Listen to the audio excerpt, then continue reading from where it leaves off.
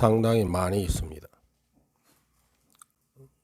그런데 그 대부분의 꼭 알아야 되는 올바른 정보들이 우리나라 안에서 얻을 수 있는 것도 있지만 영어로 된 그런 정보를 우리가 직접 취득할 수 있다면 우리가 살아가는데 좀 더 현명한 대처들을 할 수 있을 것입니다.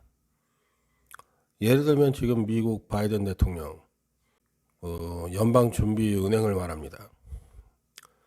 금리를 계속해서 올리고 있어요.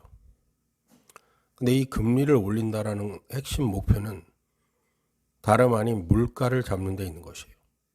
그거는 미국의 중앙은행뿐만 아니라 우리나라의 은행, 일본의 은행, 모든 은행들이 다 물가를 잡기 위해서 금리를 가지고 장난을 치는 것입니다. 여러분이 알다시피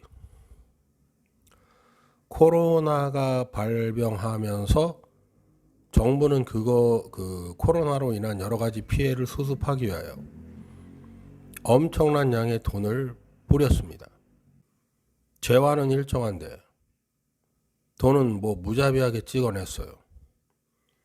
그러면 이 세상에서 가장 똑똑한 게 뭐냐면은 시장이라는 말이 있어요. 시장은 이미 그걸 간파하고 있어요. 돈이 너무 많이 풀려 있구나.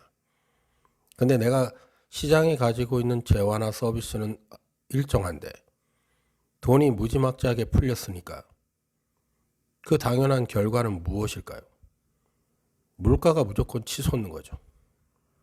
근데 여기에 또 이제 심리적인 요인까지 가세가 되면 적정치를 더 넘어서 버리는 수도 많아지겠죠. 그럼 어떤 나라는 곤두박질 치는 거예요.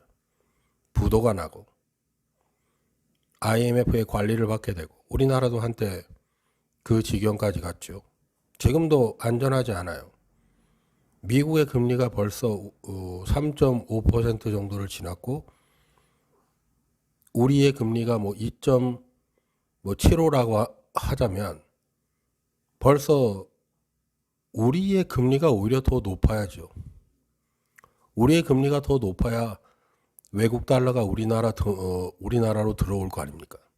근데 지금 거꾸로잖아요. 미국의 금리가 우리 거보다 좀 더 세졌어요. 왜냐? 미국이 강력하게 미국의 고인플레이션을 잡기 위해서 금리를 계속 올리는 수밖에 없어요. 제가 아까 말씀드렸죠. 인플레이션의 최대의 적은 금리입니다. 금리를 올리면 돼요.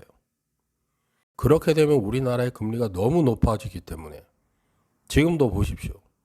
부동산이 걷잡을 수 없이 무너지고 있잖아요.